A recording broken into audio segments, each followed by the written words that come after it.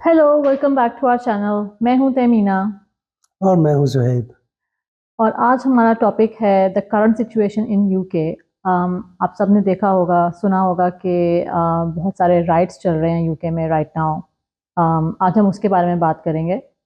तो जुहैब, आप थोड़ा इंट्रोडक्शन देना चाहेंगे कि एक्चुअली ये क्या हुआ है और कब शुरुआत हुई है इसकी।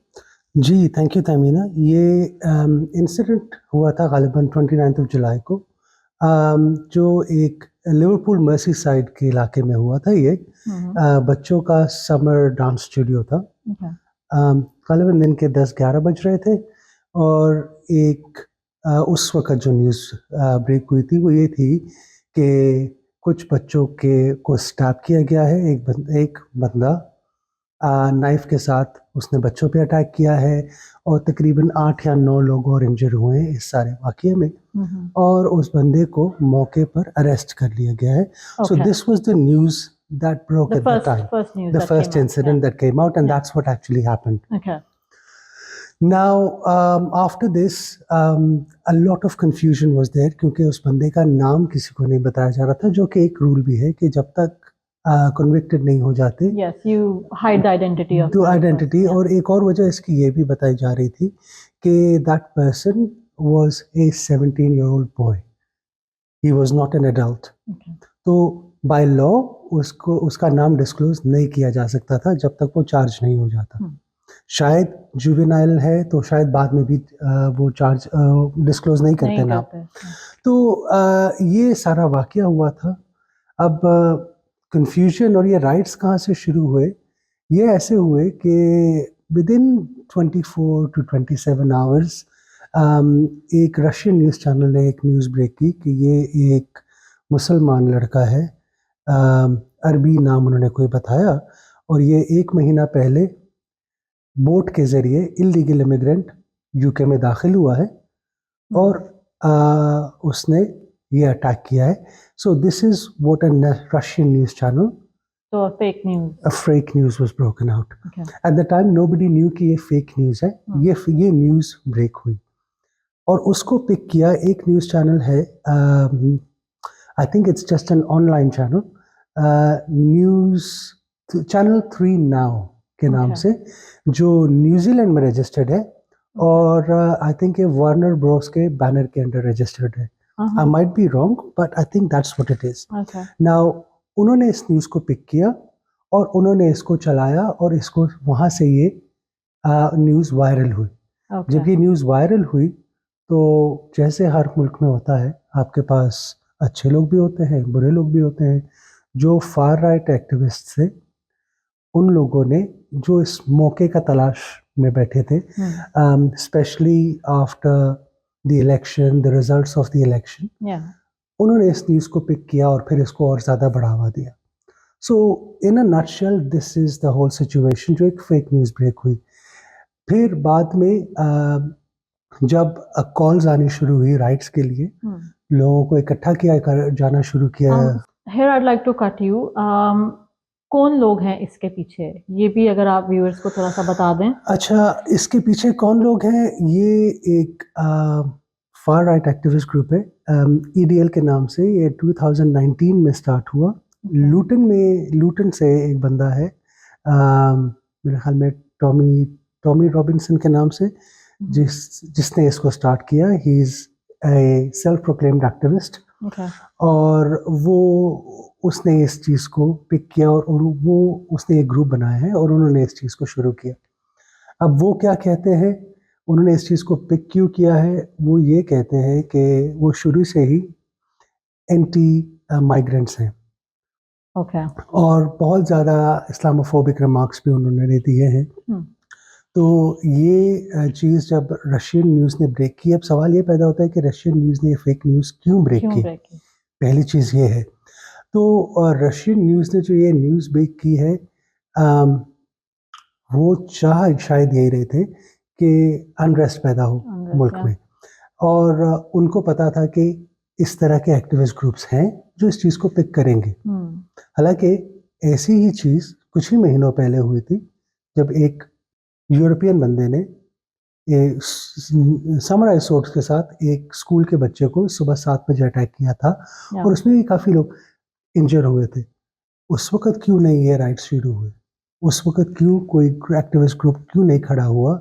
इस तरह की मूवमेंट क्यों नहीं हुई?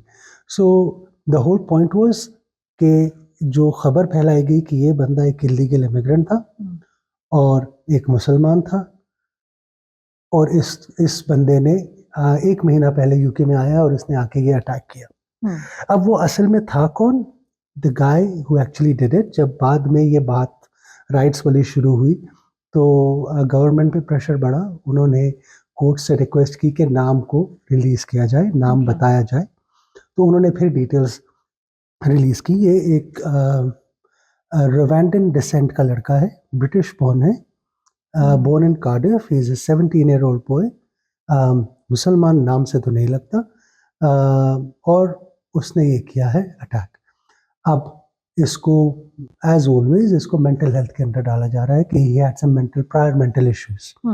जो बात रशियन न्यूज़ ने फैलाई थी वो ये फैलाई थी कि ये बंदा जो मुसलमान है और इमिग्रेंट है तो ये MI6 की वॉच लिस्ट पे था पिछले 1 महीने से, जब से वो एंटर हुआ यूके में।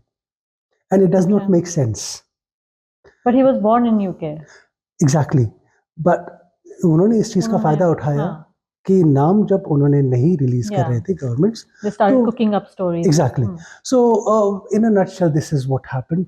नाउ उसके बाद क्या सिचुएशन हुई वो सब लोगों ने न्यूज़ में देखा कि मुख्तलिफ जगहों पे राइट्स हुए। यंग लोग जो ADL के ग्रुप के साथ थे उनके फेवर में थे। ज़्यादा बड़ा ग्रुप नहीं था, इन देयर हंड्रेड्स और थाउजेंड का ग्रुप मेरे ख्याल में सबसे बड़ा जो है रिकॉर्डेड है और लिवरपूल में और साउथ पोर्ट के इलाके में, पोर्ट्समouth के इलाके में, कुछ इस तरह के इलाकों में, एशियन मेजॉरिटी एरियाज में ऐसा हुआ। और एक और जगह पे ऐसा हुआ, एक होटल है जिसमें एक और खबर ये फैलाई गई EDL की तरफ से ही कि एक होटल है जहाँ पे रेफ्यूजीज को रखा जाता है। अब उस होटल में उन्होंने ये कहा कि they have a gun. The immigrants living in the hotel, they have a gun. They were in a holiday in hotel, I think. और उन्होंने कहा कि उनके पास गन है। तो वो ग्रुप, वो एक मॉब को आप नहीं रोक सकते। वो मॉब फिर वहां पे निकला और उन लोगों ने they tried to set fire to the hotel. So this was I think 3 days ago, 4 days ago. So उसके बाद फिर ये हुआ कि जो ये राइट्स चल रहे थे, बहुत सारी जगहों पे कॉल्स हुई। लंदन में बहुत सारे इलाकों में कॉल्स दी गई जो एथनिक माइनॉरिटीज़ के मेजॉरिटी एरिया है, जहाँ पे मिक्स कम्युनिटीज़ रहती हैं, जैसे वॉल्थमस्टो हो गया, हाउंसलो हो गया, हैरो हो गया, इस तरह के इलाकों के लिए कुछ लोग निकले, कुछ लोग नहीं निकले, पर बहुत ज़्यादा एक टेरर फैलाने की कोशिश की गई इन सारी खबरों के साथ। उसके बाद अब रिसेंट ये भी देखा गया है कि जो ऐसे लोग भी फिर निकले बाहर जो यूनाइटेड क्या कहते हैं उन्होंने अपने आप को, उन्होंने मेरे ख्याल में यूनाइटेड ग्रुप के नाम से ऐसा कुछ नाम दिया उन्होंने अपने आप को। This is the current situation. The current situation is कि हाँ सपोर्ट में निकल रहे हैं कि वी आर यूनाइटेड। और हम लोग को ये देखना चाहिए कि जो खिलाफ निकल रहे हैं वो कम है। That is the positive thing. The positive part is कि जो खिलाफ निकले वो कम थे और जो यूनाइटेड ग्रुप्स के निकले वो बहुत ज्यादा थे। एक और चीज भी कि ये why do it now, why do it, अब क्यों? ये बातें तो बहुत अरसे से चल रही हैं, लेकिन ये अब इसलिए कि एक रिसेंट पास्ट में पिछले साल अक्टूबर से लेकर अब तक पैलेस्टाइन के लिए बहुत ज़्यादा लोग निकले। उन्होंने मार्च किया, पीसफुल मार्चेस थे। लंदन में हुए, वेल्स में हुए, स्कॉटलैंड में हुए, बहुत सारे हर बड़े शहर में हुए।